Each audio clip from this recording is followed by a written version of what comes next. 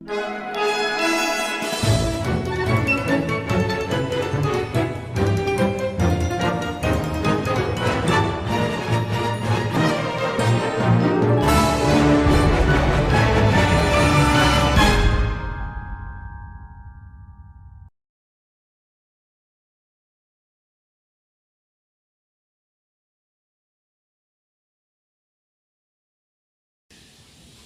semua, apa kabar kalian? Damai sejahtera bagi kita sekalian. Semoga dalam keadaan yang sehat ya. Di dalam pembelajaran hari ini, Ibu mau membahas satu topik yang dirindukan oleh semua orang di segala tempat, di segala usia. Apa itu? Menjadi pembawa damai sejahtera. Sebelumnya, mari kita minta pimpinan Tuhan, kita satu di dalam doa. Mari kita berdoa. Tuhan Yesus, kami mengucap syukur boleh belajar meskipun kami tidak berjumpa secara langsung.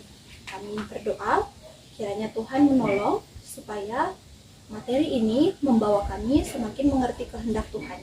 Menolong kami supaya kami tidak hanya belajar, mendengar, tetapi kami menjadi pelaku firman. Kami membutuhkan pertolongan Roh Kudus. Di dalam nama Tuhan Yesus kami berdoa. Amin. Ya. Hari ini secara khusus Ibu akan mengajak kita mendiskusikan 2 pertanyaan penting yang akan menjawab KD, kompetensi dasar kita. Pertanyaan yang pertama adalah, mengapa harus menjadi pembawa damai sejahtera? Kita semua pasti familiar dengan istilah shalom atau damai di hati. Tetapi apakah kalian tahu mengapa kita sering melakukannya di dalam satu persekutuan? Sepertinya kalian kebingungan. Ibu coba beritahu ya, simak baik-baik. Ketika Tuhan Yesus mengutus 70 murid untuk melakukan penginjilan, Tuhan Yesus mengajarkan murid-murid terlebih dahulu. Lukas pasal 10 ayat 5 berkata, "Jikalau kamu pergi ke suatu rumah, katakanlah terlebih dahulu, damai sejahtera bagi rumah." Tuhan Yesus mengajarkan murid-murid untuk juga membawa damai sejahtera kemanapun mereka pergi. Sekarang, Ibu mau minta kalian coba buka Alkitab elektroniknya dan cari kata damai sejahtera. Ada berapakah kata damai sejahtera yang dituliskan di dalam Alkitab? Banyak ya? Ya. Sedikitnya ada 237 kali kata damai sejahtera dituliskan di dalam Alkitab. Di dalam Perjanjian Baru, Tuhan Yesus dikatakan sebagai Raja Damai yang datang ke dalam dunia. Raja Damai yang mendamaikan kita manusia berdosa dengan Allah lewat karya penebusannya. Itu sebabnya ketika Tuhan Yesus bangkit, dia menampakkan diri kepada murid-muridnya. Apa yang dia katakan? Apakah kamu tahu? Betul sekali. Damai sejahtera bagi kita sekalian, bagi kamu sekalian. Damai sejahteraku kuberikan kepadamu. Damai sejahteraku kutinggalkan bagimu. Dan apa yang kuberikan tidak seperti yang dunia berikan kepadamu. Jangan gelisah dan gentar hatimu. Tuhan Yesus datang membawa damai sejahtera di tengah-tengah murid-murid. Itulah sebabnya kenapa kita diminta untuk menjadi pembawa damai sejahtera Allah. Tunggu dulu. Karena pembawa damai sejahtera tidak berhenti sampai di sana. Tentu saja damai sejahtera harus kemudian juga diwujud nyatakan di dalam tindakan nyata, bukan? Itu sebabnya kita punya pertanyaan yang kedua, yaitu bagaimana tindakan nyata menjadi pembawa damai sejahtera? Coba Ibu kasih kesempatan untuk berpikir, bagaimana ya aku bisa menjadi pembawa damai sejahtera dalam tindakan nyata? Ada yang mau jawab? Apa? Lebih keras? Iya, betul sekali. Waktu orang berkelahi, kita menginisiasi perdamaian. Good. Ada lagi yang mau jawab? Iya, benar sekali. Waktu teman kita lihat dibully, kita menolong mereka. Kita menyatakan apa yang benar. supaya tidak ada terjadi pembulian ya. Ada lagi? Iya betul. Waktu kita berkonflik, kita tidak suka berkonflik dan kita berusaha supaya kita berdamai dengan orang lain. Wah, pinter-pinter ya anak-anak yang di rumah. Anak-anak yang dikasihi oleh Tuhan, Tuhan Yesus itu adalah teladan yang hidup. Bagaimana menjadi pembawa damai sejahtera yang nyata. Ketika Tuhan Yesus diserang oleh orang-orang Farisi yang ingin menjatuhkannya, apa yang Tuhan Yesus katakan? Dia selalu menyampaikan kebenaran dengan tegas. Dia meluruskan perkataan-perkataan yang keliru daripada orang Farisi. Tetapi Tuhan Yesus tidak pernah membuat orang lain jadi berkelahi. Dia juga tidak pernah menantang orang untuk bermusuhan. Tetapi Tuhan Yesus menegur apa yang keliru. Sama halnya ketika Tuhan Yesus pergi ke bait Allah dan dia melihat rumah Allah itu menjadi tempat untuk berjualan. Tuhan Yesus marah. Dia membongkar semua perabotan yang seharusnya tidak ada di situ. Tapi Tuhan Yesus tidak mengucapkan kata-kata kebencian yang mengundang permusuhan. Tuhan Yesus tegas menyatakan apa yang benar, tetapi tidak mengundang permusuhan. Tuhan Yesus adalah teladan pembawa damai sejahtera.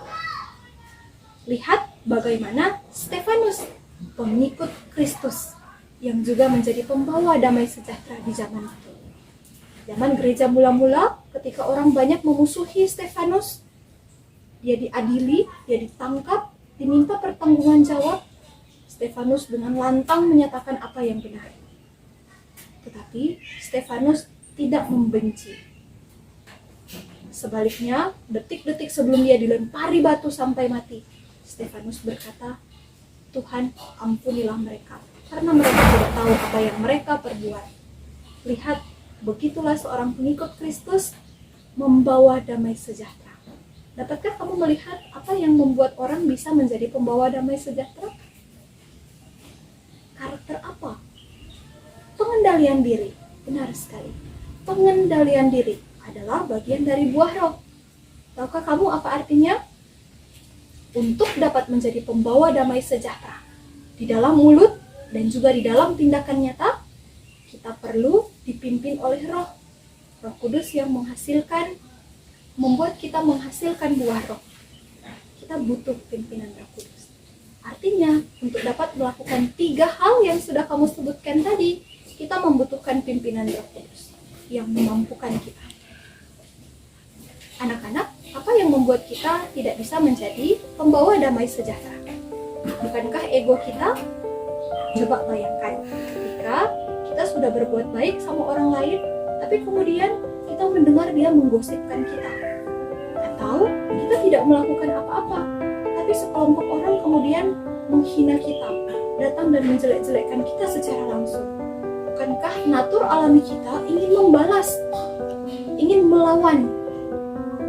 Dan hanya di dalam pimpinan Roh Kudus kita akan dimampukan untuk mengendalikan diri kita, memikirkan apa yang dipikirkan oleh Allah, bukan menuruti natur alamiah kita yang reaktif terhadap perlakuan yang tidak benar di kita. Terus kalian sudah kelas 12, sedang merencanakan masa depan, kuliah di mana untuk meraih cita-cita? Bergumulah untuk pertama-tama menjadi pembawa damai sejahtera, sehingga apapun nanti profesi kalian, kuliah di mana, dimanapun kalian berada, kalian akan menjadi pembawa damai sejahtera di dalam mulut, tetapi kemudian di dalam tindakan kita. Maukah kamu menjadi pembawa damai sejahtera? Mintalah Tuhan mengirimkan Roh Kudus-Nya untuk masuk ke dalam hati dan memimpin hidupmu, memberikan engkau Roh Kudus. Kalau kamu mau dipimpin oleh Roh, mari berdoa bersama-sama dengan ibu di sana. Kita berdoa.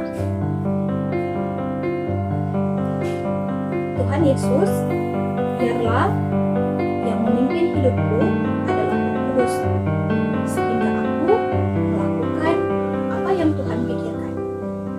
Kami menjadi pembawa damai sejahtera di tengah-tengah dunia ini, di dalam mulut kami, tapi juga juga di dalam tindakan nyata kami. Kami menjadi pembawa damai sejahtera. Kami mengalahkan ego kami. Kami mengendalikan diri kami. Karena Roh Kudus memimpin kami. Tolong kami Tuhan, di dalam nama Yesus kami sudah berdoa. Amin. Jika kamu punya pertanyaan seputar materi ini, silakan menuliskannya melalui link berikut ini.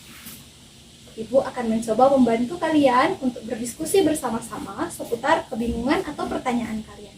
Minggu depan kita akan membahas bagaimana menjadi pembawa damai sejahtera di tengah-tengah lingkungan masyarakat. Sampai di sini perjumpaan kita. Salam sehat dan salam 5M. Memakai masker, mencuci tangan, menjaga jarak, menghindari kerumunan, dan membatasi mobilisasi. Tuhan Yesus memberkati.